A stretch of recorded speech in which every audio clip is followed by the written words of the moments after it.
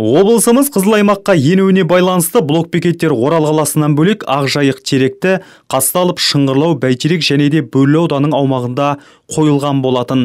Біздің түсірілім тобымыз Қанай ауылдық округі аумағында көршілес Теректі ауданы мен одан бөлек облыс орталығына қатынайтын жолда қойылған блок-бекетте болып қайтты. На территории Бурлинского района функционирует 3 блокпоста.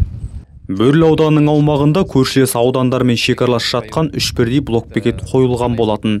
Бірінші бекет Қанай ауылының тұсында, көршілес Теректі ауданымен шекаралас жерде.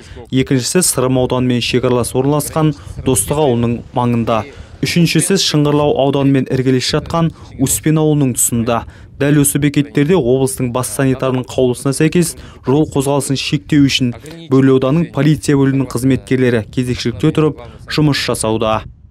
Полиция қызметкерлерінің сөзінше күніге электронды рұқсаттары бар 450-ден астам көлік жүргізушілері осы жолмен өтеді екен. Сонымен қатар жұмыс орнынан анықтама қажет, ал жедел медициналық көмекті қажет ететін жандарды өткізіп жатыр екен. Нөмірі 1-ші блокпост Қанай ауылдық округі аумағында орналасқан. 1 мамырдан бастап жұмыс істеп келатыр. Қазіргі жағдайда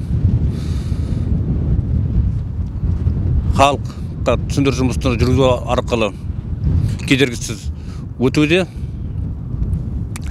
Бас санитар дәрігердің қаулысына сәйкес пост Қанай ауылдық округі аумағында орналасқаннан кейін біздің негізгі жұмысымыз техникалық қызмет көрсету, электр желілерін қалыпты жұмыс істеу, жүйелі жұмыс істеу мақсатында біздер осы бағытта жұмыс істейміз.